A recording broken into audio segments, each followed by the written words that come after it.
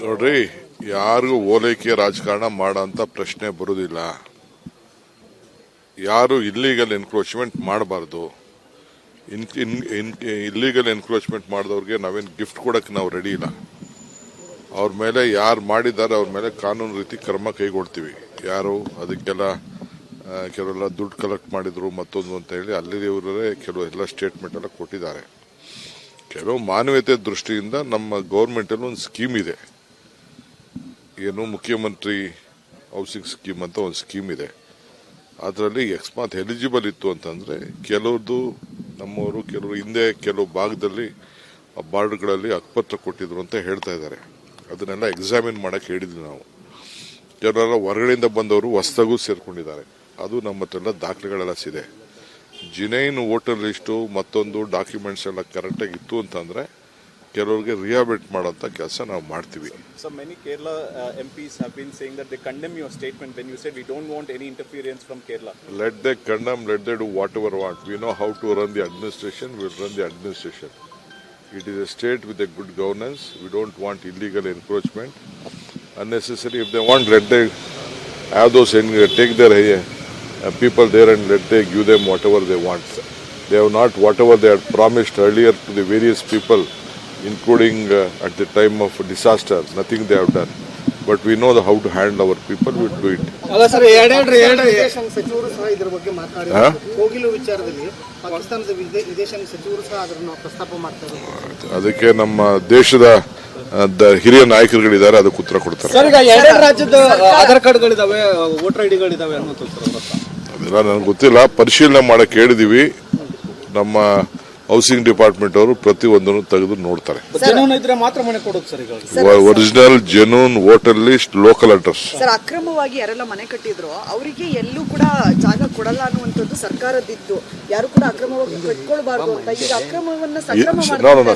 ಅಕ್ರಮನ ಸಕ್ರಮ ಮಾಡಲ್ಲ ನಾವು. ಜಿನೈನ್ ಯಾರು ಬಡವರು ಮನೆ ಇಲ್ಲದೆ ಇದ್ದು ಏನಾದ್ರು ಒಂದು ದಾಖಲೆಗಳು ಕರೆಕ್ಟ್ ಆಗಿತ್ತು ಅಂದ್ರೆ ಅದನ್ನ ಮಾತ್ರ ಅದಕ್ಕೆ ಪರಿಶೀಲನೆ ಮಾಡ್ತೀವಿ ಅಂತ ಹೇಳ್ತಾರೆ. ನೋಡ್ರಿ, ಯಾರಿಗೂ ಓಲೈಕೆ ರಾಜಕಾರಣ ಮಾಡೋಂಥ ಪ್ರಶ್ನೆ ಬರುವುದಿಲ್ಲ. ಯಾರು ಇಲ್ಲಿಗಲ್ ಎನ್ಕ್ರೋಚ್ಮೆಂಟ್ ಮಾಡಬಾರ್ದು. ಇಲ್ಲಿಗಲ್ ಎನ್ಕ್ರೋಚ್ಮೆಂಟ್ ಮಾಡಿದವ್ರಿಗೆ ನಾವೇನು ಗಿಫ್ಟ್ ಕೊಡಕ್ಕೆ ನಾವು ರೆಡಿ ಇಲ್ಲ. ಅವ್ರ ಮೇಲೆ ಯಾರು ಮಾಡಿದ್ದಾರೆ ಅವ್ರ ಮೇಲೆ ಕಾನೂನು ರೀತಿ ಕ್ರಮ ಕೈಗೊಳ್ತೀವಿ. ಯಾರು ಅದಕ್ಕೆಲ್ಲ ಕೆಲವೆಲ್ಲ ದುಡ್ಡು ಕಲೆಕ್ಟ್ ಮಾಡಿದ್ರು ಮತ್ತೊಂದು ಅಂತ ಹೇಳಿ ಅಲ್ಲಿಯವರೇ ಕೆಲವು ಎಲ್ಲ ಸ್ಟೇಟ್ಮೆಂಟ್ ಎಲ್ಲ ಕೊಟ್ಟಿದ್ದಾರೆ. ಕೆಲವು ಮಾನವೀಯತೆ ದೃಷ್ಟಿಯಿಂದ ನಮ್ಮ ಗೌರ್ಮೆಂಟಲ್ಲಿ ಒಂದು ಸ್ಕೀಮ್ ಇದೆ, ಏನು ಮುಖ್ಯಮಂತ್ರಿ ಹೌಸಿಂಗ್ ಸ್ಕೀಮ್ ಅಂತ ಒಂದು ಸ್ಕೀಮ್ ಇದೆ. ಅದರಲ್ಲಿ ಅಕಸ್ಮಾತ್ ಎಲಿಜಿಬಲ್ ಇತ್ತು ಅಂತಂದ್ರೆ ಕೆಲವ್ರದ್ದು ನಮ್ಮವರು ಕೆಲವರು ಹಿಂದೆ ಕೆಲವು ಭಾಗದಲ್ಲಿ ಬಾರ್ಡ್ಗಳಲ್ಲಿ ಹಕ್ಕುಪತ್ರ ಕೊಟ್ಟಿದ್ರು ಅಂತ ಹೇಳ್ತಾ ಇದ್ದಾರೆ. ಅದನ್ನೆಲ್ಲ ಎಕ್ಸಾಮಿನ್ ಮಾಡಕ್ಕೆ ಹೇಳಿದ್ವಿ ನಾವು. ಕೆಲವೆಲ್ಲ ಹೊರಗಡೆಯಿಂದ ಬಂದವರು ಹೊಸದಾಗೂ ಸೇರ್ಕೊಂಡಿದ್ದಾರೆ. ಅದು ನಮ್ಮ ಹತ್ರ ಎಲ್ಲ ದಾಖಲೆಗಳೆಲ್ಲ ಸಿದೆ. ಜಿನೈನ್ ವೋಟರ್ ಲಿಸ್ಟು ಮತ್ತೊಂದು ಡಾಕ್ಯುಮೆಂಟ್ಸ್ ಎಲ್ಲ ಕರೆಕ್ಟಾಗಿ ಇತ್ತು ಅಂತಂದ್ರೆ ಕೆಲವರಿಗೆ ರಿಹಾಬಿಲಿಟ್ ಮಾಡೋಂಥ ಕೆಲಸ ನಾವು ಮಾಡ್ತೀವಿ. So many Kerala MPs have been saying that they condemn your statement when you said we don't want any interference from Kerala. Let they condemn, let they do whatever want. We know how to run the administration, we'll run the administration. It is a state with a good governance. We don't want illegal encroachment. Unnecessary, if they want, let they have those, take their people there and let they give them whatever they want. They have not whatever they had promised earlier to the various people, including at the time of disaster, nothing they have done. But we know how to handle our people, we do it. ಅಲ್ಲ sir, ವಿದೇಶಾಂಗ ಸಚಿವರು ಸಹ ಇದರ ಬಗ್ಗೆ ಮಾತಾಡಿದ್ದಾರೆ. ಕೋಗಿಲು ವಿಚಾರದಲ್ಲಿ ಪಾಕಿಸ್ತಾನದ ವಿದೇಶಾಂಗ ಸಚಿವರು ಸಹ ಅದನ್ನು ಪ್ರಸ್ತಾಪ ಮಾಡ್ತಾರೆ. ಅದಕ್ಕೆ ನಮ್ಮ ದೇಶದ ಹಿರಿಯ ನಾಯಕರುಗಳಿದ್ದಾರೆ, ಅದಕ್ಕೆ ಉತ್ತರ ಕೊಡ್ತಾರೆ. ಸರ್, ಈಗ ಎರಡು ರಾಜ್ಯದ ಆಧಾರ್ ಕಾರ್ಡ್ಗಳಿದಾವೆ, ವೋಟರ್ ಐಡಿಗಳಿದಾವೆ ಅನ್ನೋದು ಅದೆಲ್ಲ ನನಗೆ ಗೊತ್ತಿಲ್ಲ. ಪರಿಶೀಲನೆ ಮಾಡಕ್ಕೆ ಹೇಳಿದೀವಿ. ನಮ್ಮ ಹೌಸಿಂಗ್ ಡಿಪಾರ್ಟ್ಮೆಂಟ್ ಅವರು ಪ್ರತಿಯೊಂದನ್ನು ತೆಗೆದು ನೋಡ್ತಾರೆ.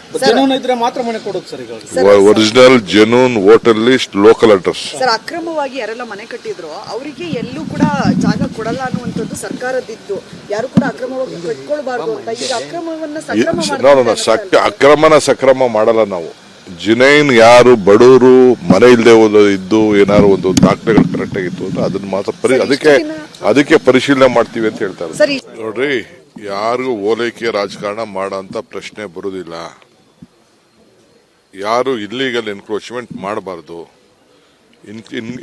ಇಲ್ಲಿಗಲ್ ಎನ್ಕ್ರೋಚ್ಮೆಂಟ್ ಮಾಡಿದವ್ರಿಗೆ ನಾವೇನು ಗಿಫ್ಟ್ ಕೊಡಕ್ಕೆ ನಾವು ರೆಡಿ ಇಲ್ಲ. ಅವ್ರ ಮೇಲೆ ಯಾರು ಮಾಡಿದ್ದಾರೆ ಅವ್ರ ಮೇಲೆ ಕಾನೂನು ರೀತಿ ಕ್ರಮ ಕೈಗೊಳ್ತೀವಿ.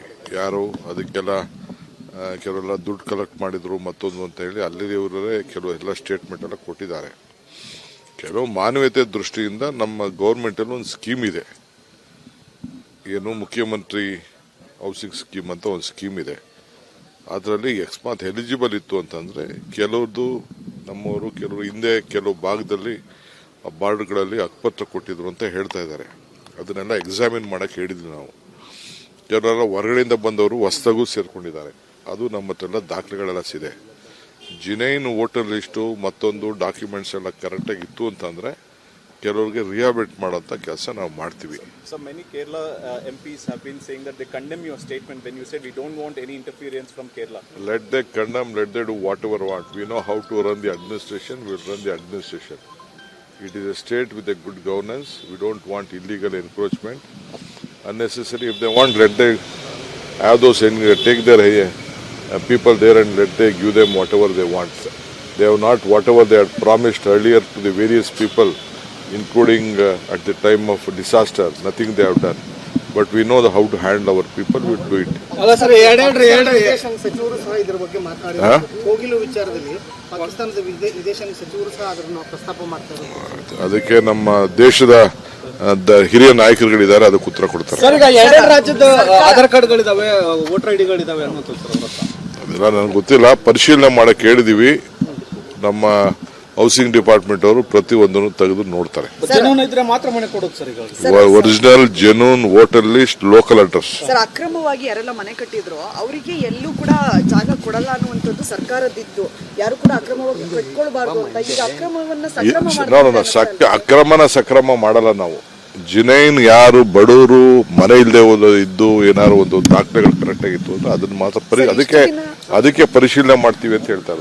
ನೋಡ್ರಿ, ಯಾರಿಗೂ ಓಲೈಕೆ ರಾಜಕಾರಣ ಮಾಡಂತ ಪ್ರಶ್ನೆ ಬರುವುದಿಲ್ಲ. ಯಾರು ಇಲ್ಲಿಗಲ್ ಎನ್ಕ್ರೋಚ್ಮೆಂಟ್ ಮಾಡಬಾರ್ದು.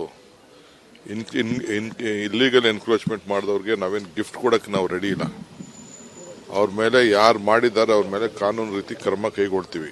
ಯಾರು ಅದಕ್ಕೆಲ್ಲ ಕೆಲವೆಲ್ಲ ದುಡ್ಡು ಕಲೆಕ್ಟ್ ಮಾಡಿದ್ರು ಮತ್ತೊಂದು ಅಂತ ಹೇಳಿ ಅಲ್ಲಿಯವರೇ ಕೆಲವು ಎಲ್ಲ ಸ್ಟೇಟ್ಮೆಂಟ್ ಎಲ್ಲ ಕೊಟ್ಟಿದ್ದಾರೆ. ಕೆಲವು ಮಾನವೀಯತೆ ದೃಷ್ಟಿಯಿಂದ ನಮ್ಮ ಗೌರ್ಮೆಂಟ್ ಅಲ್ಲಿ ಒಂದು ಸ್ಕೀಮ್ ಇದೆ, ಏನು ಮುಖ್ಯಮಂತ್ರಿ ಹೌಸಿಂಗ್ ಸ್ಕೀಮ್ ಅಂತ ಒಂದು ಸ್ಕೀಮ್ ಇದೆ. ಅದರಲ್ಲಿ ಅಕಸ್ಮಾತ್ ಎಲಿಜಿಬಲ್ ಇತ್ತು ಅಂತಂದ್ರೆ ಕೆಲವ್ರದ್ದು ನಮ್ಮವರು ಕೆಲವರು ಹಿಂದೆ ಕೆಲವು ಭಾಗದಲ್ಲಿ ಬಾರ್ಡ್ಗಳಲ್ಲಿ ಹಕ್ಕುಪತ್ರ ಕೊಟ್ಟಿದ್ರು ಅಂತ ಹೇಳ್ತಾ ಇದ್ದಾರೆ. ಅದನ್ನೆಲ್ಲ ಎಕ್ಸಾಮಿನ್ ಮಾಡಕ್ ಹೇಳಿದ್ವಿ ನಾವು. ಕೆಲವೆಲ್ಲ ಹೊರಗಡೆಯಿಂದ ಬಂದವರು ಹೊಸದಾಗೂ ಸೇರ್ಕೊಂಡಿದ್ದಾರೆ. ಅದು ನಮ್ಮ ಹತ್ರ ಎಲ್ಲ ದಾಖಲೆಗಳೆಲ್ಲ ಇದೆ. ಜಿನೈನ್ ವೋಟರ್ ಲಿಸ್ಟು ಮತ್ತೊಂದು ಡಾಕ್ಯುಮೆಂಟ್ಸ್ ಎಲ್ಲ ಕರೆಕ್ಟಾಗಿ ಇತ್ತು ಅಂತಂದ್ರೆ ಕೆಲವರಿಗೆ ರಿಹಾಬಿಲಿಟ್ ಮಾಡೋಂಥ ಕೆಲಸ ನಾವು ಮಾಡ್ತೀವಿ. So many Kerala MPs have been saying that they condemn your statement when you said we don't want any interference from Kerala. Let they condemn, let they do whatever want. We know how to run the administration, we'll run the administration. It is a state with a good governance. We don't want illegal encroachment. Unnecessary, if they want, let they have those, take their people there and let they give them whatever they want.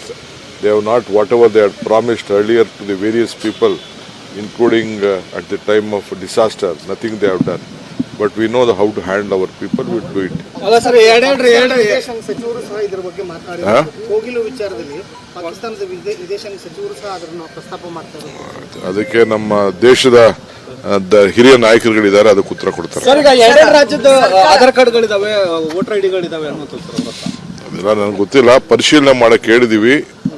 ನಮ್ಮ housing department ಅವರು ಪ್ರತಿಯೊಂದನ್ನು ತೆಗೆದು ನೋಡ್ತಾರೆ. ಜನೂನ್ ಇದ್ರೆ ಮಾತ್ರ ಮನೆ ಕೊಡೋದು sir. ಈಗ original genuine voter list, local address. Sir, ಅಕ್ರಮವಾಗಿ ಯಾರೆಲ್ಲ ಮನೆ ಕಟ್ಟಿದ್ರು ಅವರಿಗೆ ಎಲ್ಲೂ ಕೂಡ ಜಾಗ ಕೊಡಲ್ಲ ಅನ್ನುವಂಥದ್ದು ಸರ್ಕಾರದಿದ್ದು, ಯಾರು ಕೂಡ ಅಕ್ರಮವಾಗಿ ಕಟ್ಕೊಳ್ಬಾರ್ದು ಅಂತ. ಈಗ ಅಕ್ರಮನ ಸಕ್ರಮ ಮಾಡಲ್ಲ ನಾವು. ಜಿನೈನ್ ಯಾರು ಬಡವರು ಮನೆ ಇಲ್ಲದೆ ಇದ್ದು ಏನಾದ್ರು ಒಂದು ದಾಖಲೆಗಳು ಕರೆಕ್ಟ್ ಆಗಿತ್ತು ಅಂದ್ರೆ ಅದನ್ನ ಮಾತ್ರ ಅದಕ್ಕೆ ಪರಿಶೀಲನೆ ಮಾಡ್ತೀವಿ ಅಂತ ಹೇಳ್ತಾರೆ. ಸರಿ.